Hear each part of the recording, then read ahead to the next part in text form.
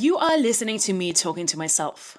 Welcome to the podcast, where I share some useful tools, insights, and questions to make us feel more peaceful, more present, more connected, and empowered to create.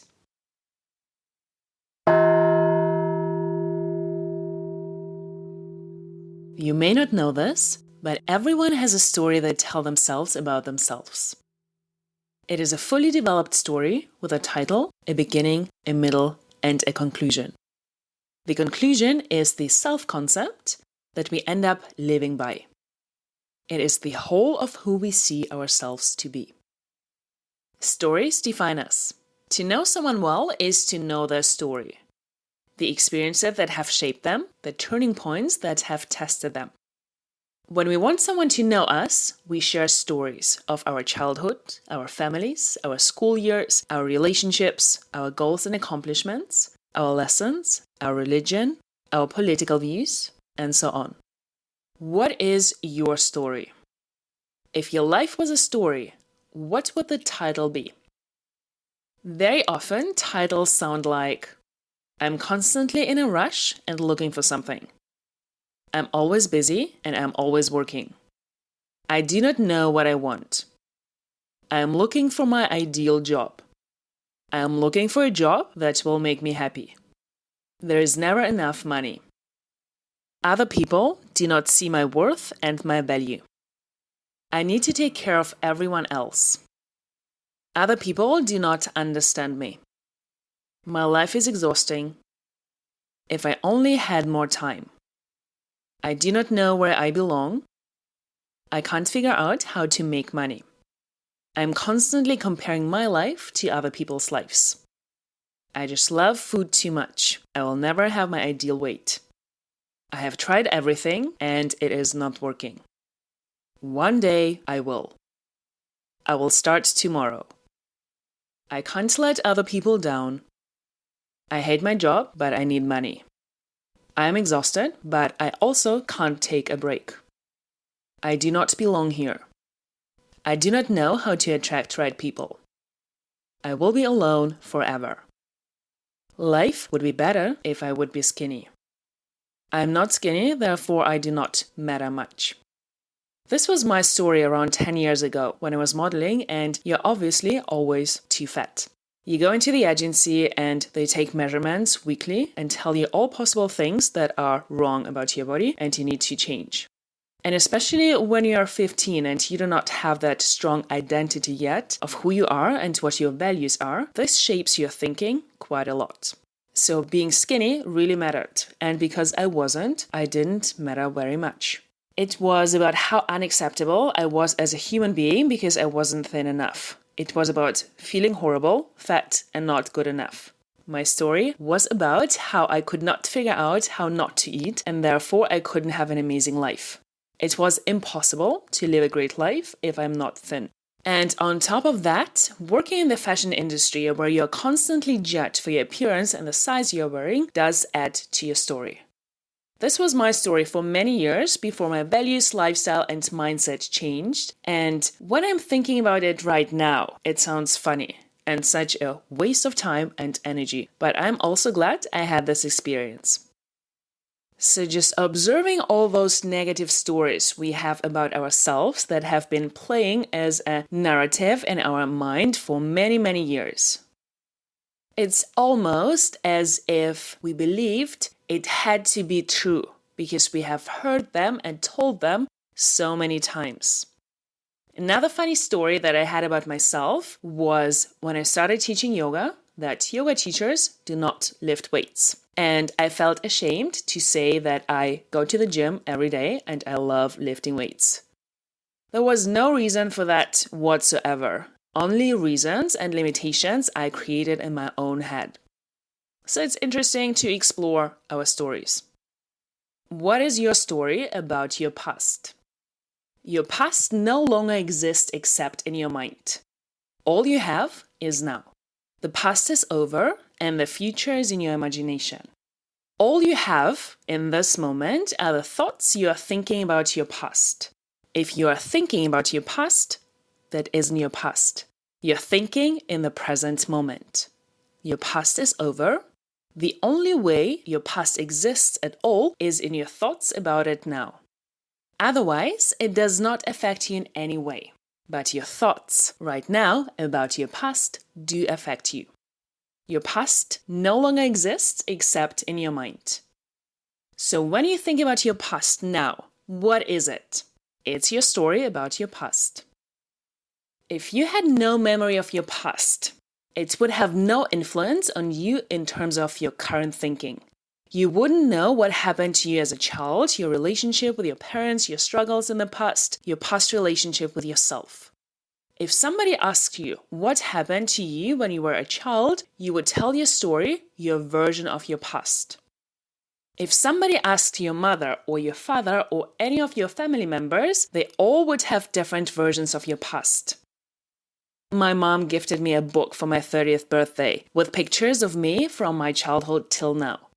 And it was her version of important events in my life and my past. So your past exists in their mind, in their way. And your past exists in your mind, in your way. And then there's also what you made the story mean about yourself and what you made it mean about your life. So what about painful experiences in the past? There's no such thing.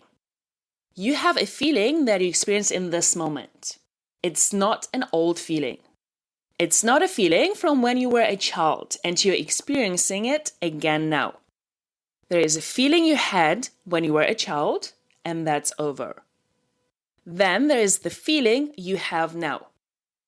The only way you can have a feeling now is if you think about something that causes you to have that feeling. Which means you are thinking something maybe the same as you were thinking then. And sometimes we like to exaggerate the story and add even more painful emotions to that, which come from that exaggerated story every time we tell it.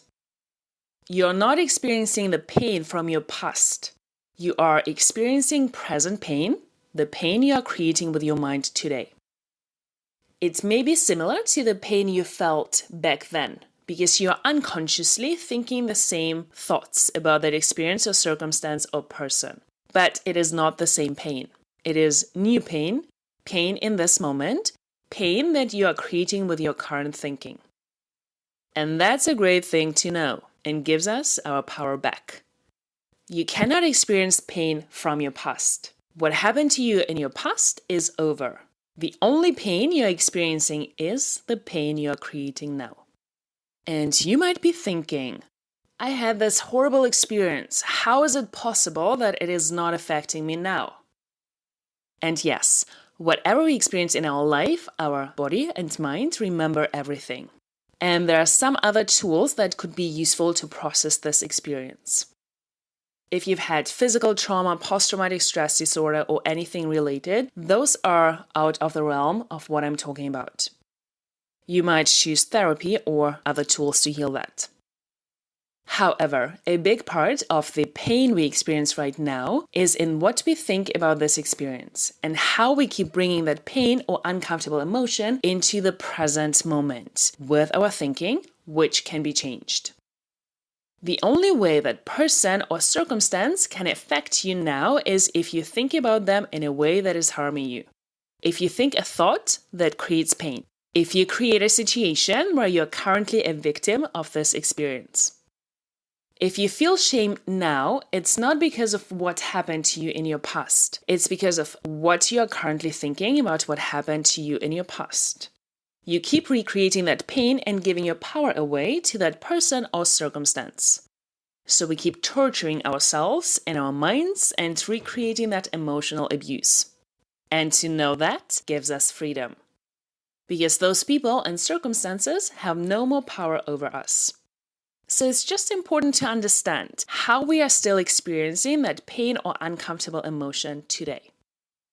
But also, how can I possibly say that this person is causing their own pain and not the object outside? Because this is the truth. Emotions are created by our thinking, by our thoughts today. Something that happened to you in your past is over. The only pain that continues is the pain you are creating in your mind when you think about it. And the great news is that you can change how you think about your past, and you can change how you feel because of changing how you think. The only way your past defines you now is in the way you choose to think about it. So look at your past. How do you want to use it? It's yours. No one can change it or touch it but you. You get to decide what you're going to make your past mean in your life. You decide whether you're going to be the hero of that story or the victim. And sometimes you do not need to go into your past to heal it. And again, I'm not talking about past experiences that might need therapy to heal. I'm talking about painful stories from our past that we create ourselves and are attached to them. Because sometimes it just feels more comfortable to be the victim and not take any responsibility. Because responsibility requires work and action. Painful stories are completely optional. You can change the story and what it means for your life. You could want to believe that your past has made you stronger and more capable, and go look for that evidence.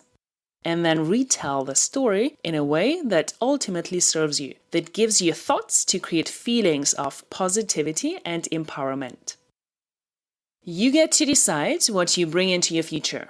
And with that, you get to decide what to leave behind, that you do not want to bring with you, that is not serving you, and that is limiting you. The past is over, it has no power over you. You can release it forever and move on. If you notice that anything from your past is causing you pain, it's because of the story that you're telling yourself about it. And you get to change the story. You may not be able to change what happened to you, but you get to change what it means to you today.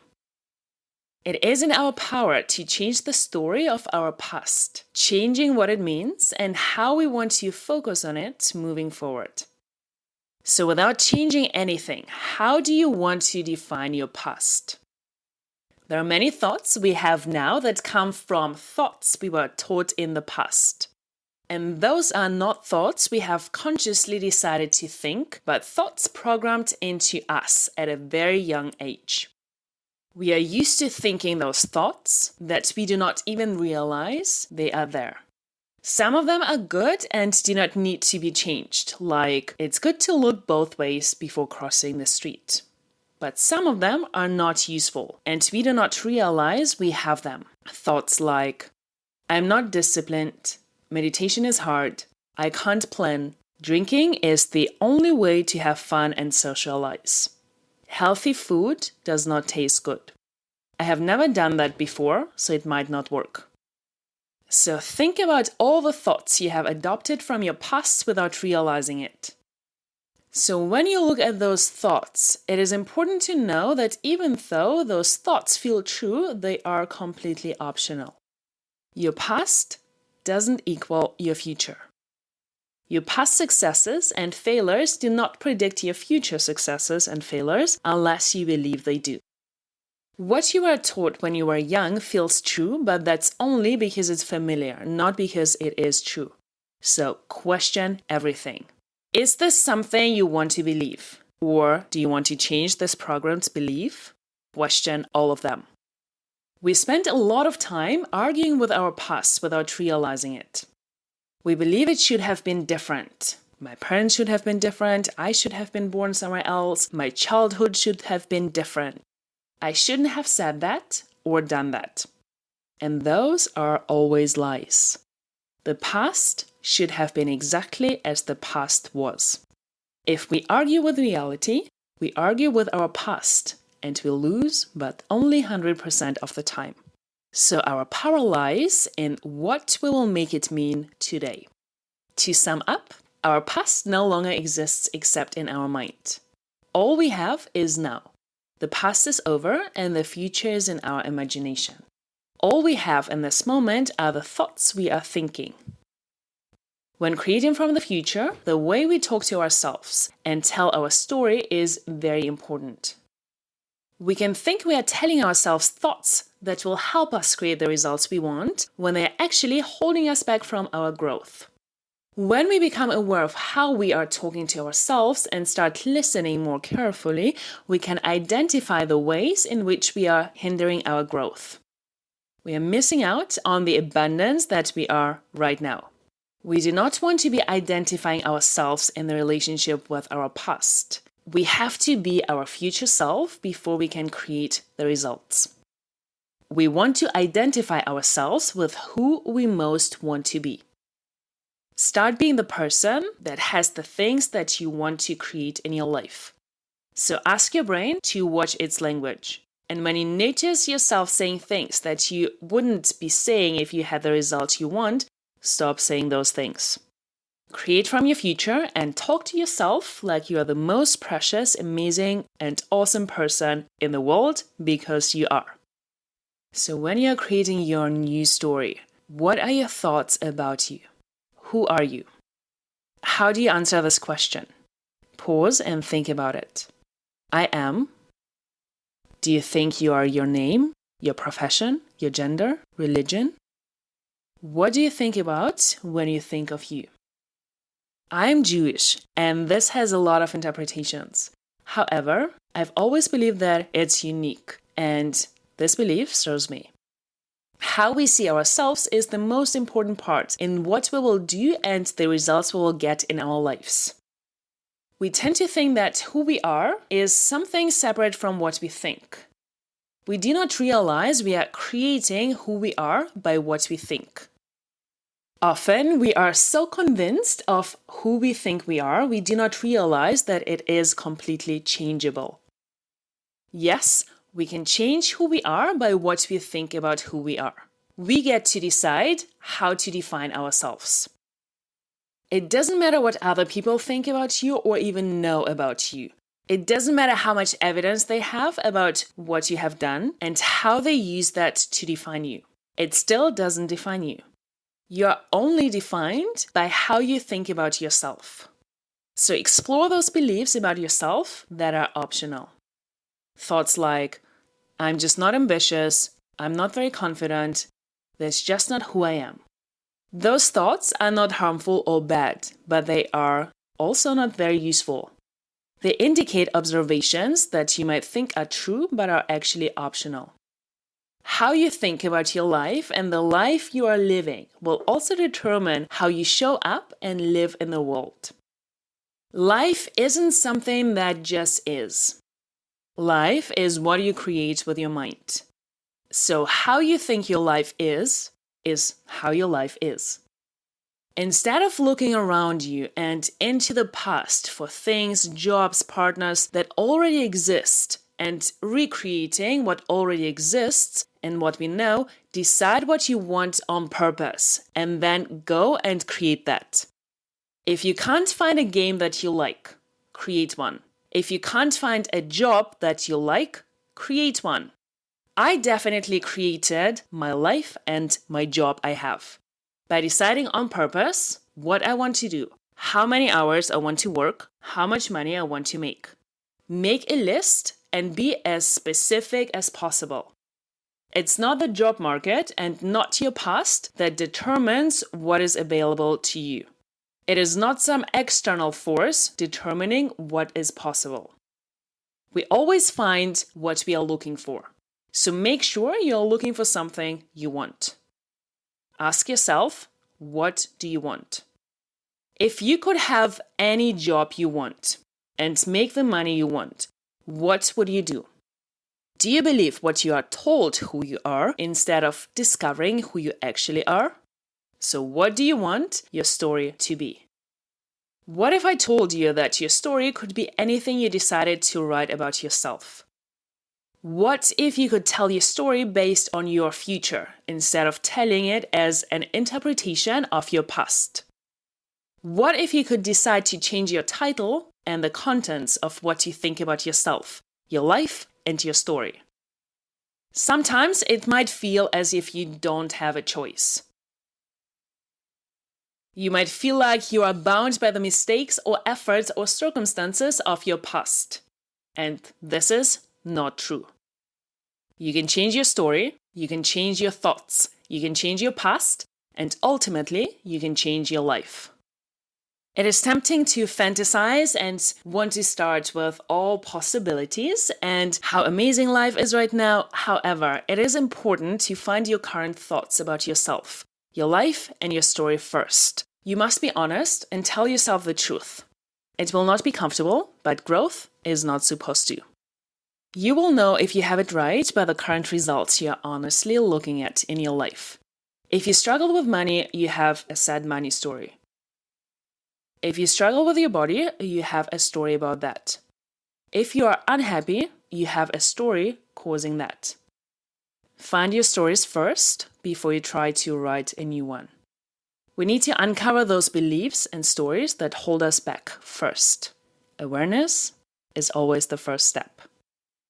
And then ask yourself, what do I want my story to be? What is my new title? My current title is, my life is an exploration of what is possible. The more we believe our new story, the more we start to live it and prove it true. The mind is the most powerful tool we have. Use it to create a person you would be proud of being. What is the story that you choose to believe about yourself, and what is possible for you?